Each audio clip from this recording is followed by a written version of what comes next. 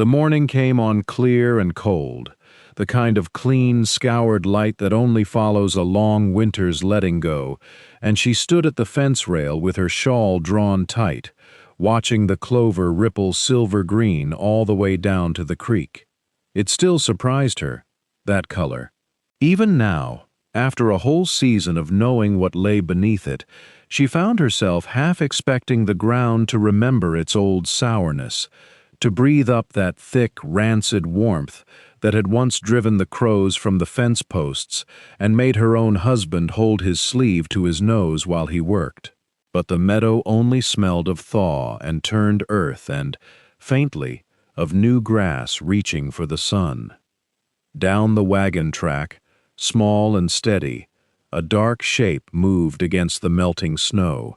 and she did not need to squint to know who it was. She knew that walk, the deliberate, unhurried gait of a man who had spent 30 years walking toward other people's troubles, a black coat too heavy for the season, a wide-brimmed hat pulled low.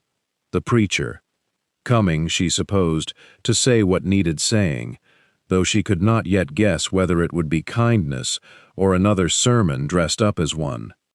She thought, watching him grow larger against the white hills, that if anyone had told her a year ago, standing in this same spot with her boots sinking into fat-soaked mud, the stench so thick it seemed to cling to her hair for days, that she would one day watch a preacher walk humbly up this same lane, she would have laughed or wept or both. Back then the meadow had been a wound, dark and greasy and smelling of the tallow works' worst barrels, poured out because the works had nowhere else to put them, and her husband had said, practical as ever, that a full purse was worth a little stink.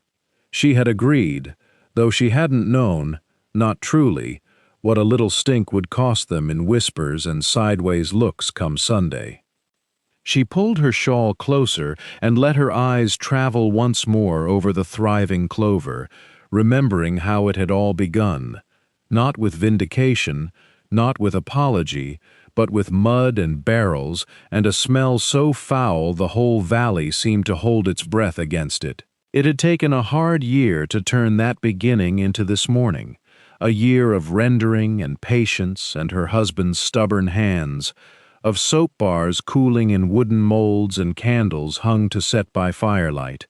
of a winter so bitter it had tested every household in the settlement and found the Deerings of all people holding steady.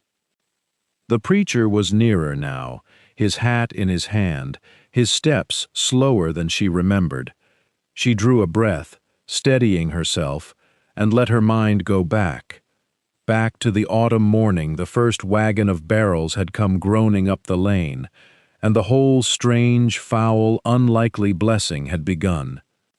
The wagon had come up the lane just after first light, when the frost still silvered the fence rails and the meadow lay quiet under a thin autumn mist.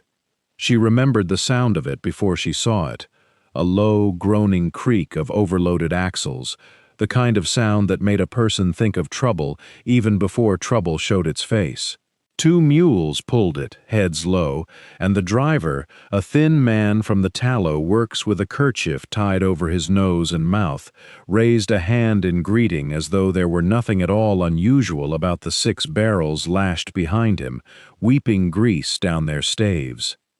Her husband had walked out to meet him, wiping his hands on his trousers, and she had stood in the cabin doorway with her arms crossed against the morning chill, watching the 2 men talk in low voices she couldn't quite catch. When he came back to her, there was a look on his face she knew well, the look of a man doing arithmetic in his head, weighing what little money they had against what little money they might get. The tallow works had nowhere left to put its waste, he told her. The county had refused them a proper dumping ground, and the barrels were piling up faster than the works could burn or bury them. They were offering a small payment, not much, but not nothing either, and first pick of the season's rendered tallow if the Deerings would let the fat be spread across the far corner of the meadow, the boggy stretch where nothing much grew anyway. She had looked past him to the wagon, to the barrels sweating their rancid contents even in the cold, and something in her had gone still and wary, the way it did before a storm broke.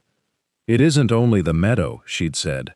"It's what folks will think of us, letting such a thing onto our land." He'd shrugged, though not unkindly, and said what he always said when the numbers mattered more than the whispers, that a full purse was worth a little stink, and that come spring the ground would forget it ever happened. She hadn't argued further. There was a practicality in him she loved, and sometimes resented in the same breath, a way of seeing a problem stripped down to its bones, money in, trouble out, and she supposed that was why the claim still stood at all, why they hadn't starved or frozen or given up in the 3 hard years since they'd first broken this ground. So she'd nodded, and the driver had grinned behind his kerchief, and by noon the barrels were rolling into the meadow's low corner, their staves cracking open under a crowbar, releasing a smell so thick and foul it seemed to settle into the wood of the cabin itself, into her hair, her shawl, the very air she breathed for weeks after. By the second day, the low corner of the meadow had become something she scarcely recognized as ground at all, a dark, glistening basin where the frost-hardened grass had gone soft and slick, where puddles the color of old candle wax pooled between the tussocks and caught the pale autumn light in greasy sheets. The smell did not fade as her husband had promised it would. It thickened instead, settling low along the creek bottom in the mornings, rising with the sun's first warmth into something that clung to sleeves and hair and the insides of nostrils long after a body had walked past. She took to holding her shawl over her face when she crossed to the spring house, though it did little good. The stench seemed to have found its way into the wood of the fence posts, into the very boards of the barn. It was the road that carried the trouble further than the meadow itself could have managed alone. Neighbors bound for the trading post, or coming back from it with flour and coffee tied behind their saddles, could not help but pass within sight and scent of the Deering claim, and word of a strange low corner gone to grease spread through the settlement faster than she would have believed possible for so small a valley. She heard it second-hand at first, a widow's remark repeated by the boy who brought their mail, a laugh overheard at the well that died the moment she came near, and then she heard it plain enough herself, standing outside the mercantile one gray morning, while 2 women a few feet off spoke of the Deering place and the tallow works, and did not trouble to lower their voices, as though the wind itself had carried the smell ahead of her, and announced who she was before she'd said a word. She did not weep over it, though something in her chest went tight and small each time. She thought instead of her husband bent over the ledger by lamplight, counting the coin the tallow works had paid against the coin they still owed on the plow and the seed, and she understood, even as she resented it, that the arrangement had bought them room to breathe through another winter. It was only pride being pricked, she told herself. Pride, and the particular loneliness of being looked at sideways in a place where every family still needed every other family come the hard months. Looking back now from this bright, thawing morning, the memory of that smell seems almost gentle beside what followed, the way a bruise, healed, can be pressed without much pain, only a distant ache to mark where the hurt had been. But that autumn she had not yet learned what the greasy ground would give back to them, and she walked past the low corner each day with her face turned away, waiting, without knowing it, for the first green thing to rise up out of all that ruin. The Sunday it happened, the sky over the valley was the pale scrubbed blue that comes after a week of rain, and the creek ran high and quick past the meeting house, close enough that anyone sitting near the open windows could hear it working over the stones. She had almost not gone. Her husband had said, gently, that staying home would only feed the talk, and so she had put on her good shawl and walked in beside him with her chin held the way her mother had taught her to hold it, when there was nothing else to hold.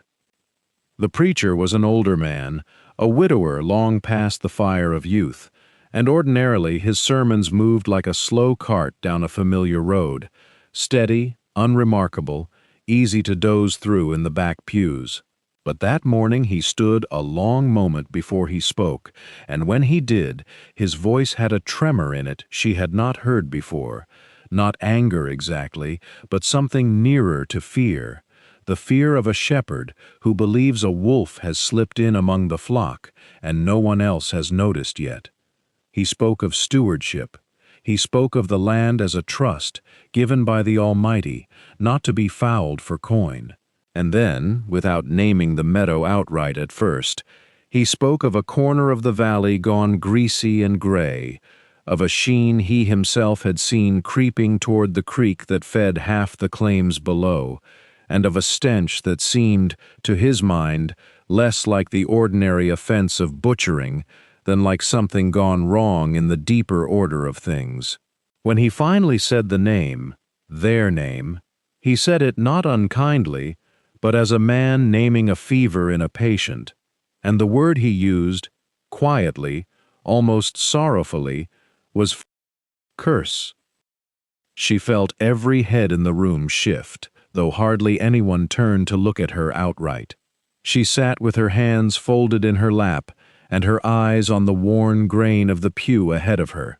and she made herself breathe slow, the way she had learned to breathe when a lamb came wrong in the birthing and there was no room for panic. Beside her, her husband's jaw had gone tight, but he did not rise, did not argue, only reached over and pressed 2 fingers briefly against the back of her hand.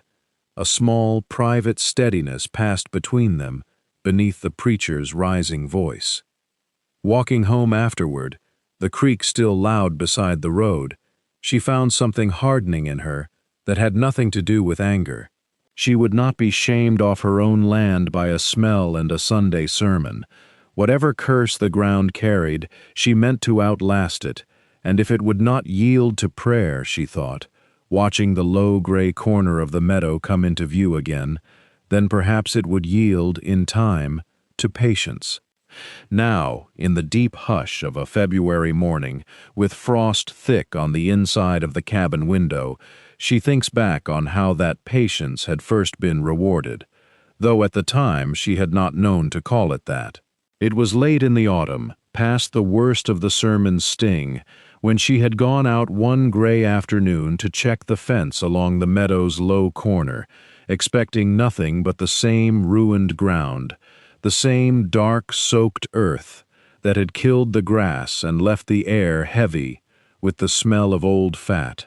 But there, pushing up through the blackened soil where the barrels had been emptied weeks before, she had found green, not the pale, reluctant green of autumn's last stubborn growth, but a thick, glossy carpet of clover, leaves broad as her thumbnail, crowding so close together that when she knelt and put her hand flat against it, she could feel the warmth the ground had somehow kept beneath the cold air. She had stayed there a long while, turning a leaf between her fingers, saying nothing to anyone, not even to her husband at first, because she hardly trusted what her own eyes were telling her. She had gone back the next day, and the next, watching the clover thicken while the rest of the meadow grass had gone brown and brittle with the frost. It seemed a foolish private wonder, the sort of thing she almost feared to speak aloud, as though naming it might undo it. But she began driving a few ewes down to that corner in the mornings, telling herself she was only testing the ground's safety, that she owed the flock that much caution before she let curiosity get ahead of sense. She watched them lower their heads into the clover and graze with an eagerness they had not shown for the drier grass higher on the slope, watched their wool thicken and their sides fill out over the following fortnight in a way that made her stop still in the yard some evenings, counting them again just to be sure her eyes were not deceiving her. She had said nothing to the preacher, nothing to the neighbors who still crossed to the far side of the road when they passed the claim. She had only kept her own counsel, kept moving the sheep to that corner, morning and evening, and kept watching, the way she had learned to watch a lambing ewe or a coming storm, quietly, without hurrying the truth of it, letting the ground itself speak before she dared to. And it was in that watching, she thinks now, wiping the frost from the window glass with her sleeve, that the curse the preacher had named began, without her quite noticing the turn of it, to become something else entirely. The frost still clung to the glass when she thought of the morning Amos had come in from the far pasture with his hat in his hand instead of on his head, a gesture that meant he had something to say and did not quite know how to begin saying it. He had stood by the door letting the cold in until she told him plainly to either come inside or go back out, and he had laughed then, a short surprised laugh, and said he had just walked the fence line past the Hollis place and stood a good while looking at their flock through the rails. He said the Hollis sheep looked thin for the season, their wool still holding the ragged look of late summer shedding, their sides narrow in a way that made their own 30-head look, by comparison, like animals fattened for a fair. She had gone out with him that same afternoon, the two of them walking the road under a sky the color of dishwater, and they had stopped at 3 different fences pretending an interest in the weather with each neighbor, while their eyes did the real work of counting ribs and judging haunches. There was no unkindness in it, only the plain arithmetic a farmer cannot help but perform, and by the time they turned back toward their own gate, the arithmetic had settled into something neither of them wanted to say aloud first.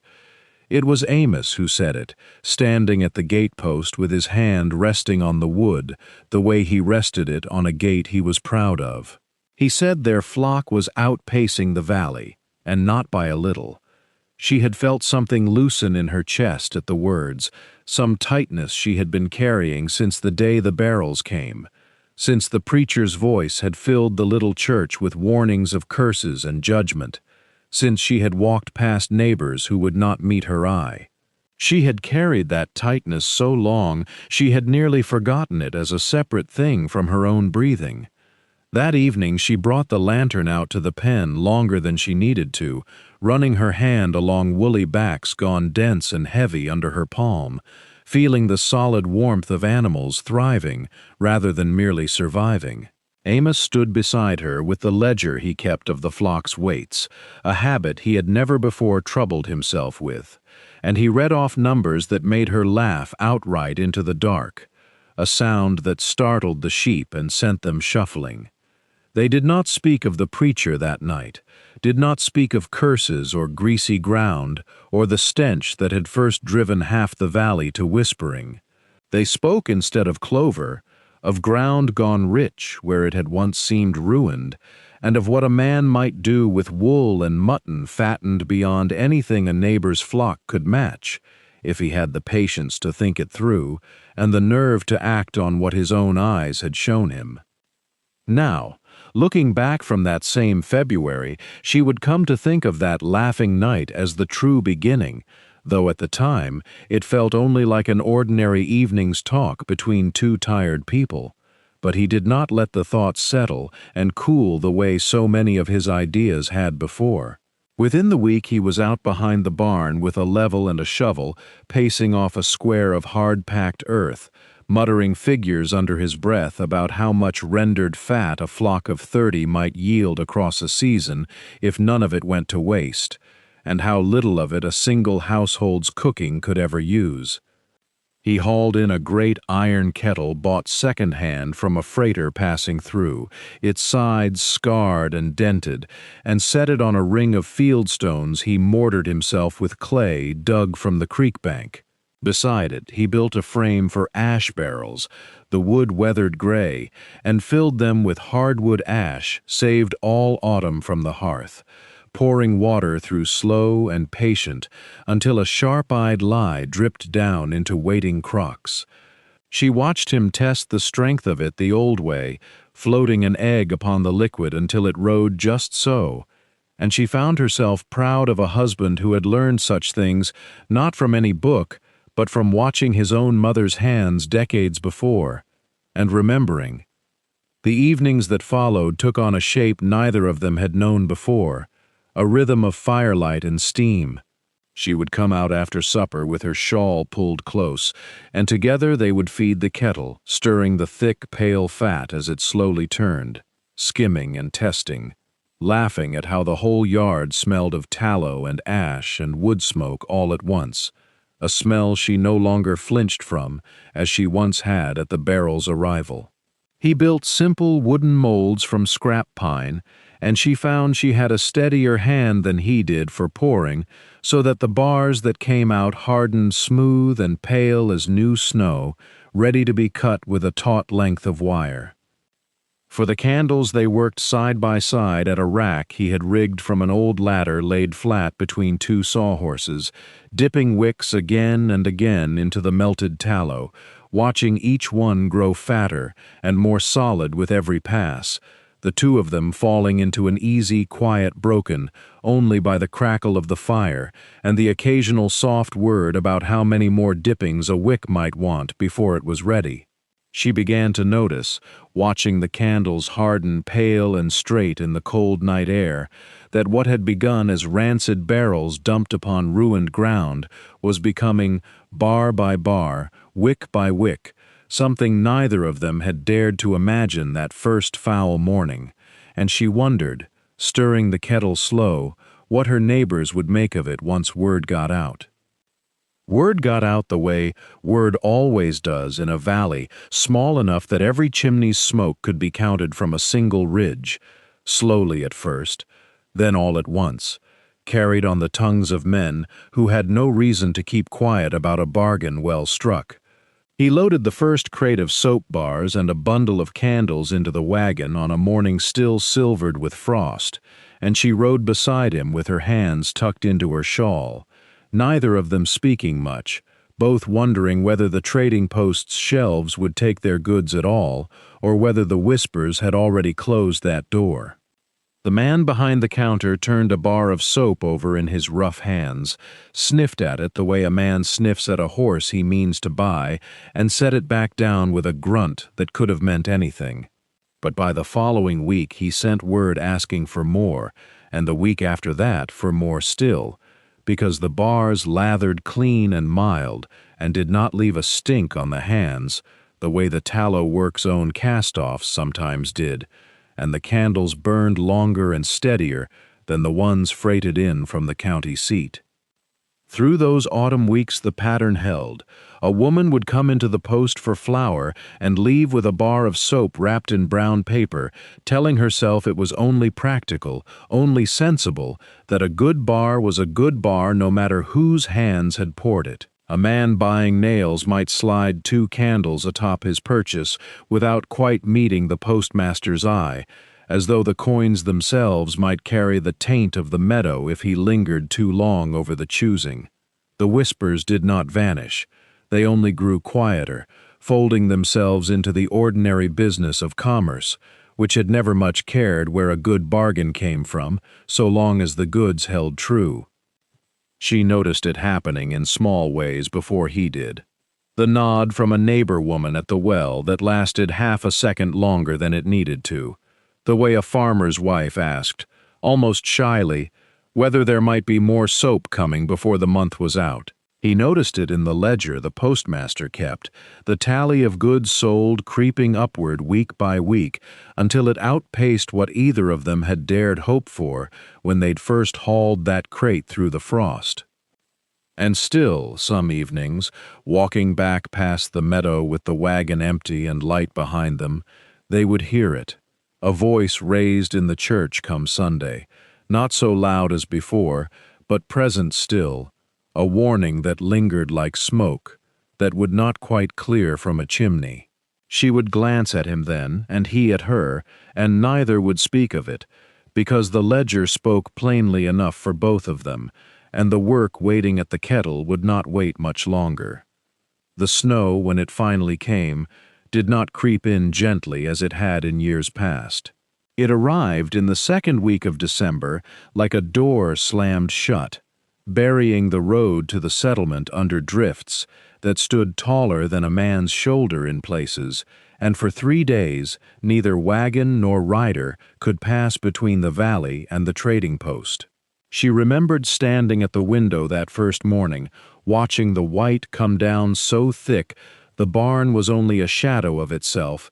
and thinking of the ledger, of the soap stacked in neat rows in the cellar, of the candles bundled in their molds, and wondering if it would matter to anyone that they had it. It mattered within the week. The town, it turned out, had grown careless in its plenty. Stores of tallow candles bought each autumn from the rendering works itself had run thinner than usual, spent early in a season of long dark evenings, and the soap that families kept for washing had dwindled to slivers saved in tins. When the roads closed and the cold settled deep enough to crack the joints of old barn doors, there was no getting more of either from anywhere but where it already sat, waiting, in a cellar dug into a hillside that smelled faintly still, even now, of tallow and clover-cured earth. The first to come was a widow with 2 grown sons, trudging through drifts on snowshoes fashioned from bent willow, asking if there might be candles to spare, and could she pay in eggs, for money was thin. Ruth had answered before Amos could speak, telling her to take what she needed and worry about the paying later, and the woman had wept a little at that, standing in the doorway with snow melting in her hair. After her came others, a family from the far side of the creek, a bachelor farmer whose own sheep had fared poorly in the cold, the blacksmith's wife with a baby wrapped so thick against the weather only its eyes showed. Each one stood at the door a little uncertain, a little ashamed perhaps, remembering what had been said from the pulpit not so many months before, and each one left with soap wrapped in cloth or candles bundled in twine, and the debt noted quietly in a ledger that had stopped, by now, being only about money. Amos worked the kettle late into those nights, rendering what tallow remained, stretching it as far as it would go, while Ruth cut and wrapped and kept the fire going, and neither of them spoke much of the irony in it, that the very ground once called cursed was now the only thing standing between half the valley and a dark, cold want.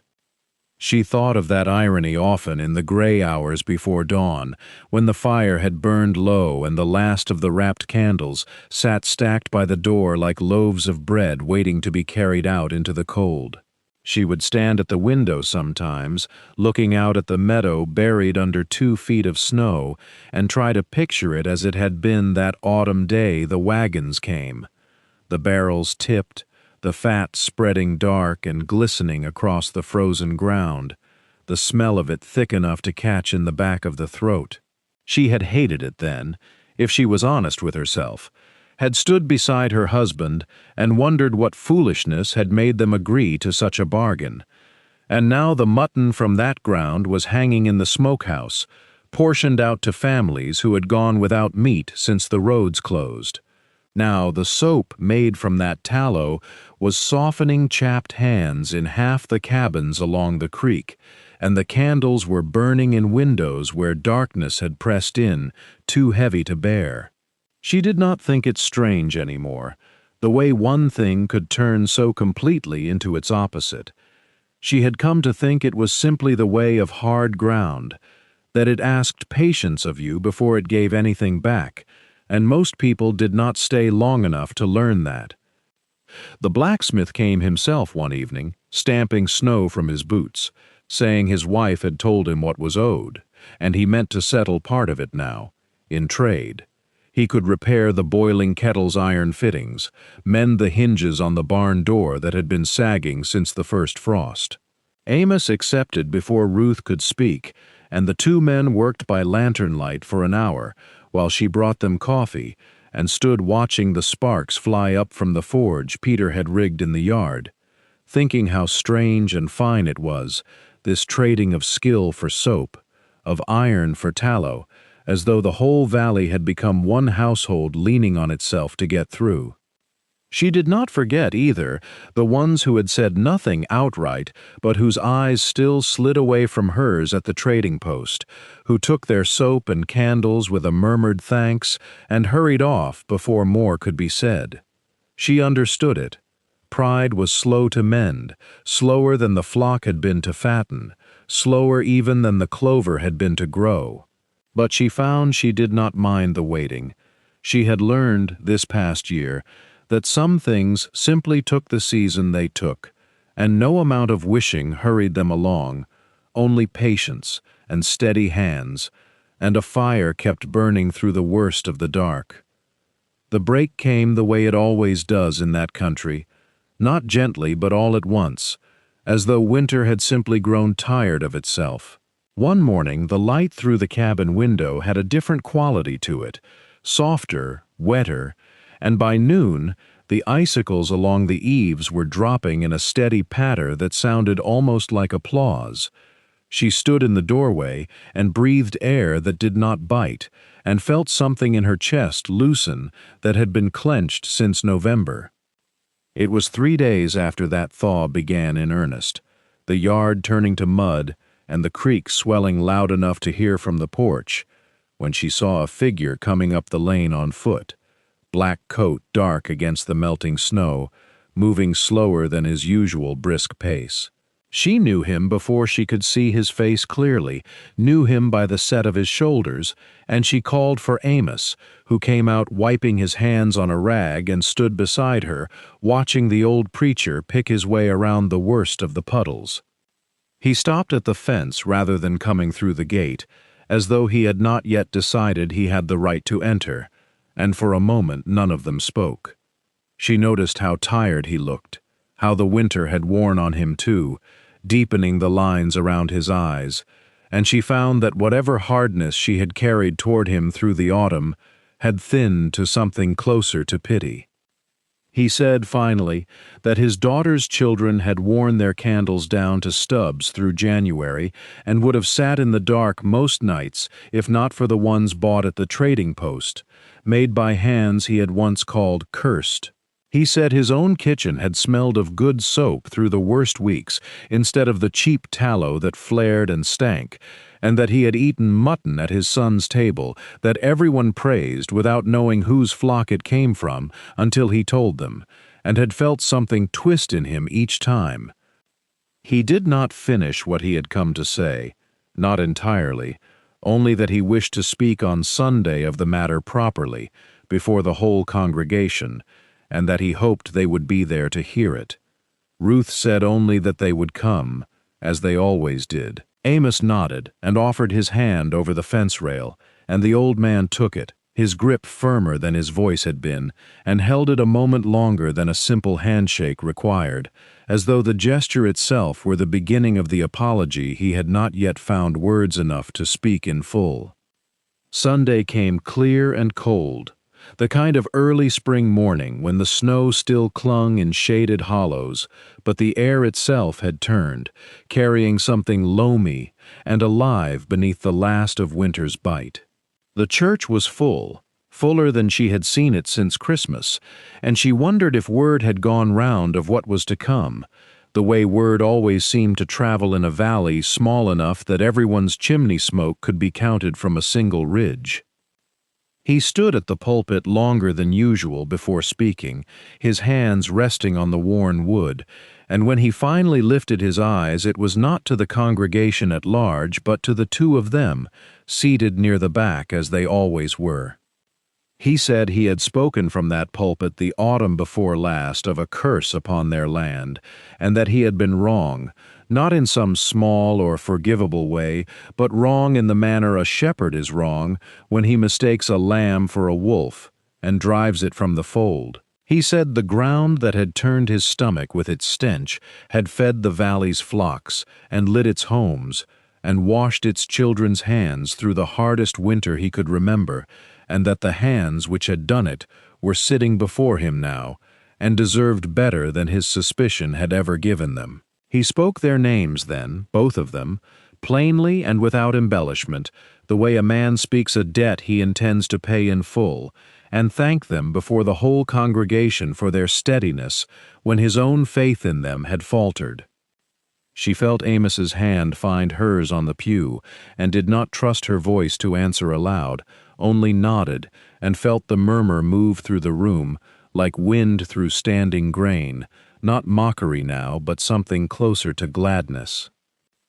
They walked home together after, the thaw-softened road giving gently beneath their boots, and did not speak much of what had been said, as though the words needed room to settle before they could be held too closely. By afternoon, Amos had the spade out along the meadow's eastern edge, turning fresh earth in a long, straight row beside the old, and she followed behind with the seed sack, scattering clover where none had grown before, not by accident this time, not by a rendering man's desperation or a stranger's cast-off barrels, but by their own hands, deliberate and unashamed. The sheep watched from the fence line, unbothered, chewing steadily, and the sun sat low and gold over the ridge, and she thought, pressing the last seed into the soil, that some blessings arrived disguised as ruin, only long enough to teach a person to recognize them properly when they came again.